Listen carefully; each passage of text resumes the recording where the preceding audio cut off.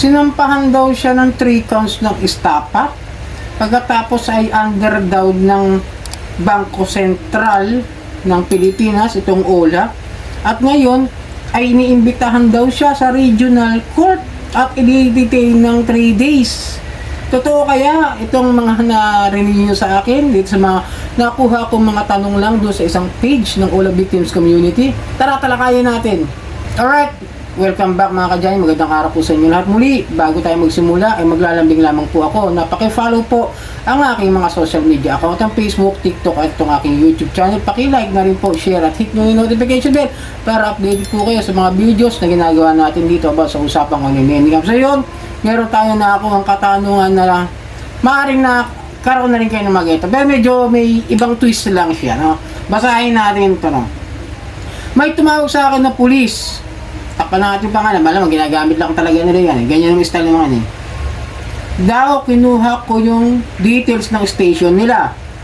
Ayaw niya ibigay at tawagan ko daw po yung nagsampa sa akin ng estapa. 3 counts daw.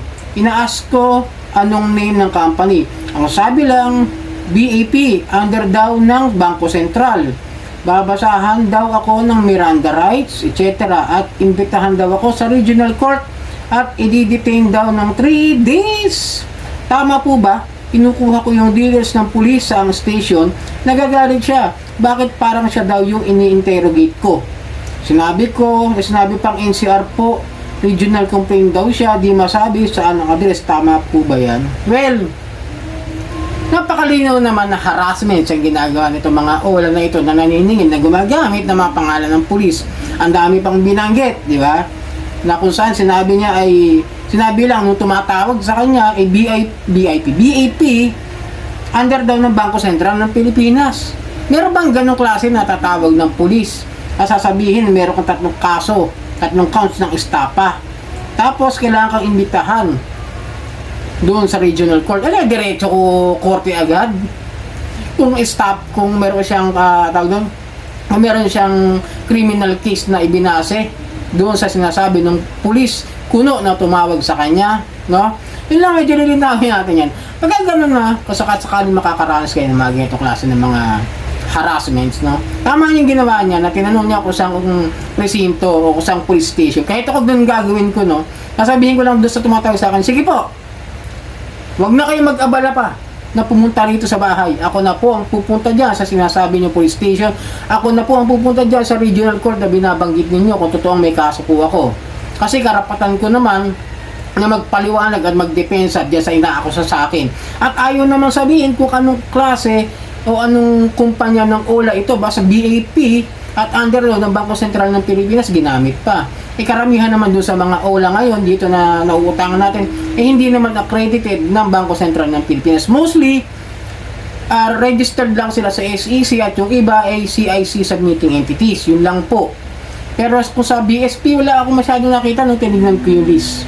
Wala talaga akong mahanap. Parang ilan-ilan lang, Bilis at Tala lang yata nakita ko na accredited ng BSP.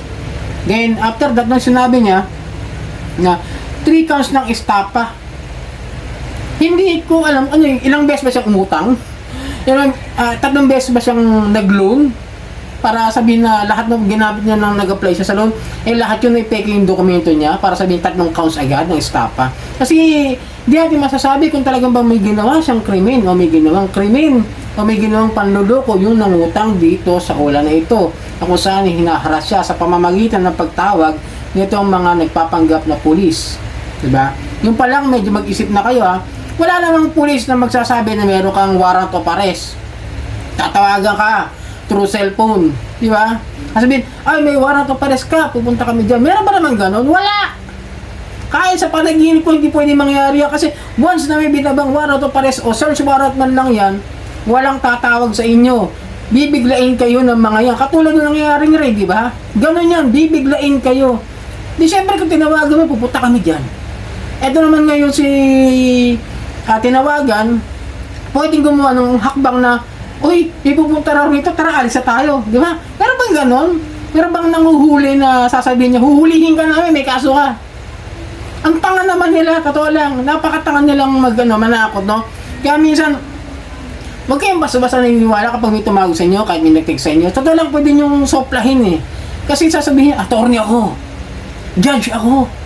Sa susunod, si Sailor Moon niya, parating na sa bahay niyo. Diba? Ako si Sailor Moon. O, di ba? Kaya yan eh. Ikaw, hindi nagbayad ng utang. Ito ang, pag doon, kung sisigaw si Sailor Moon na, ko, hustisya para sa katarungan. Pinapatawa ko lang kayo. Kasi natawa ako dito eh. Pero mo, aarestuhin mo, tatawagan mo. Kung di ba naman loko-loko yun, tumakbo yun, nagtago yun. Pero kung ako gano'n, tawagan mo ako, no? Kung saka mangyari yan. Sige sir, saan ba police station mo? Tama yung ginawa niya. Pupunta ako dyan. Ako mismo. Para huwag na kayo mag-abala. Dadala pa ako ng pangmerienda para sa inyo. Para malaman ko kung sino nagsasampa ng kaso sa akin. Sino nagre-reklamo na lending company o yung online lending company. Pero mo, di ba? Hindi nga sila lumalabas ng opisina nila, nandiyan lang sila lagi sa harapan ng computer nila. Walang alam. Walang kamalay-malay sa kung ano ba talaga yung batas, kung paano gagamitin yung pananakot na yan. Pero sasabihin, pupunta sa bahay, babasa ka ng Miranda rights. Ano yun? Matik? O tama naman yung Miranda rights kapag hinuli, pero tinawagan mo na eh. Tinawagan niya, tinakot niya, alis na yun. Kayo naman mga uli agent, minsan mag-isip-isip kayo. Huwag kayo sunod na sunod yan sa mga bossing nyo na walang alam sa batas, ang alam ang haras, ang alam ang magbanta, ang alam magpakatanga. Di ba? Napakasimple lang nang pwede sabihin, we will file a case against you on small claims. Pwede yung ganun. Pwede kayong magreklamo. Basta gawin nyo. Ganyan lang ang masasabi ko ako. Yung mga nagsabi sa akin ng ganyan ngayon, yung mga sasampahan ako ng small claims, hanggang ngayon wala pa. Hinihintay ko, wala pa. Diba? Ilang taon na? 2022, 2023, 3 years in the making na.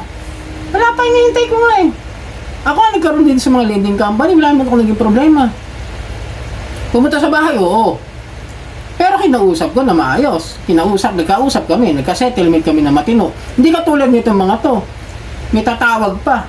Papanggap na pulis. Ito si General problem. Si Major. Sino Major? Major problem. O yan mga ginagawa ng mga yan. Magbibigay lang ng mga problema doon sa mga taong hindi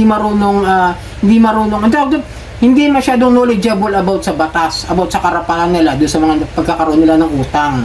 Tandaan nyo kasi minsan doon tayo pinapasok ng mga yan eh. Through our fears. Tinatakot lang tayo ng mga yan para mapilitan tayo magbayad dyan kahit hindi naman ganun yung tamang pamamaraan ng paniningil. Kaya sabi ko sa inyo, kung gusto talaga nilang maningil ng maayos, pwede naman pumunta sa bahay.